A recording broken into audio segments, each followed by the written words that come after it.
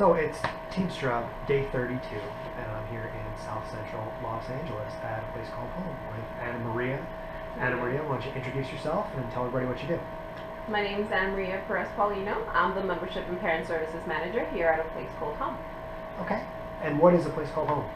We are a nonprofit center located in South Central LA that was created during the LA unrest, where teens really didn't have a safe place to go.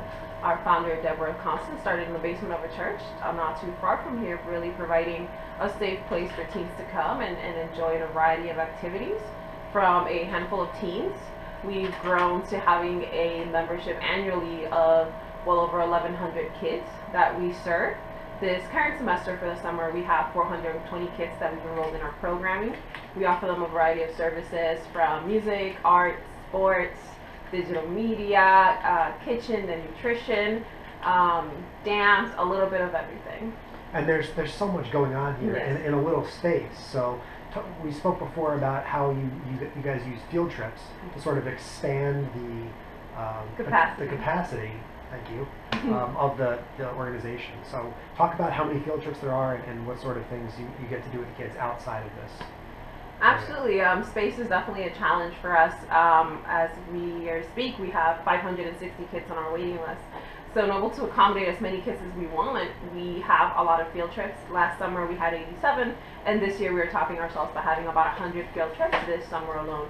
So we're talking several a day, and that really also alleviates our capacity. Yeah. Yes, several field trips going out. We have a great transportation department, a bus that we utilize. We're very fortunate to have that, and it helps us with our capacity, but also it's about giving the kids a lot of experiences that they might not otherwise have. You'd be surprised how many kids have not gone to the beach that have grown up in LA.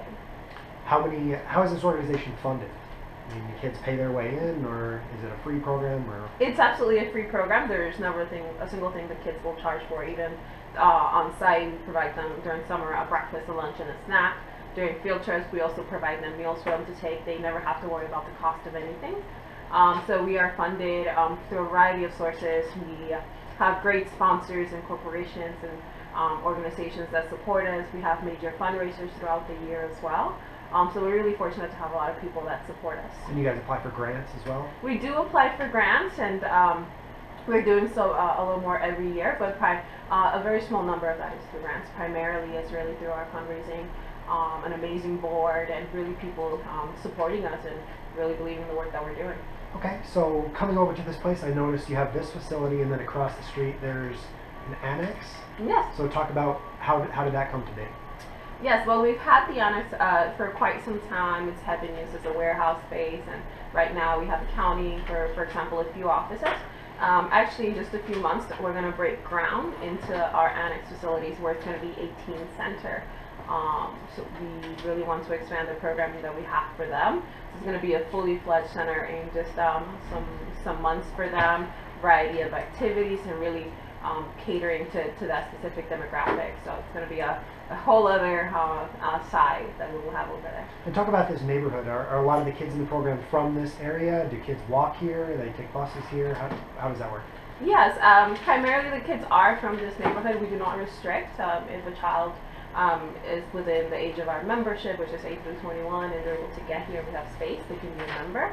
But the reality is they are most from here. Throughout the school year, we provide transportation from about 10 to 14 schools, depending each semester, where we're able to pick up the kids after school and bring them on site.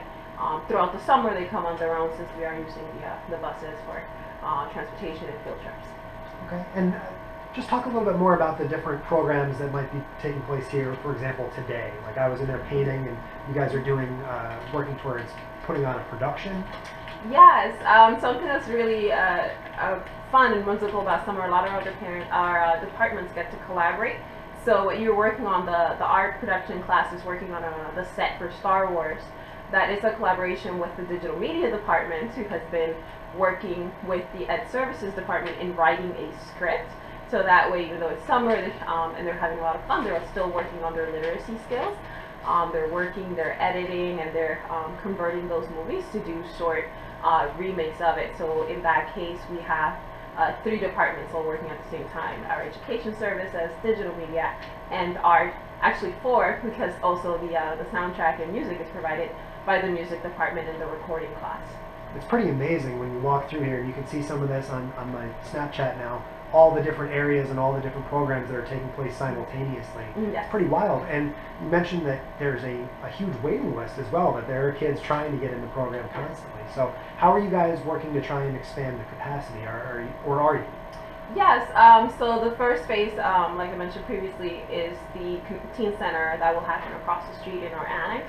So that will alleviate some of our numbers from over here. Once the teens are mostly taking programming there, it'll open up some space to have more activities and more room here. And then down the line, I know is the plan to also start construction on this side. So we're going in phases, and that would be phase 1 of that construction. And there's such a broad age range here. You mentioned 8 to 21. So do you see kids stay year after year after year, and how do you notice their development? How do they grow as they're in the program?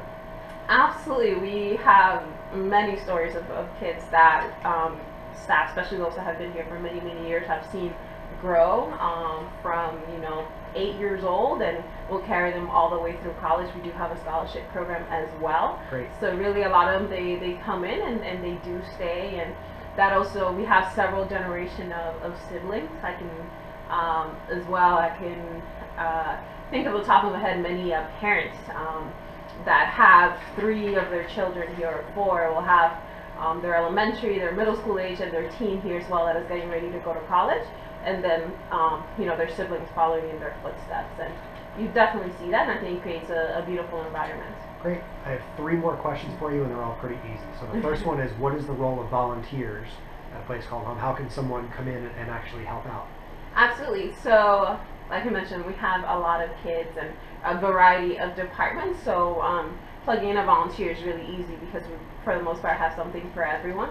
And they work alongside our staff and really providing as much one-on-one attention as we can for the kids. And really the art project that you mentioned, the art class right now, working on a Star Wars set, a volunteer would be working right alongside with them, encouraging them. And got my hands dirty this morning.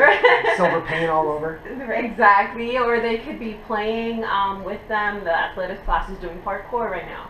And so, nice. Combination of making sure that they're safe, but also participating alongside with them. So there's a million ways for volunteers to get involved here. Okay. Question 2 of 3. Where can people learn more about your organization? Website, social media, phone number? Absolutely. So they can go on our website at www.apch.org. Okay. We're also on Facebook. Facebook and Instagram, and of course. Instagram, yes. And one more question for you. Are you a Los Angeles native? I am not. I am originally from New York. Originally from New York? Yes, yes. Where in New York?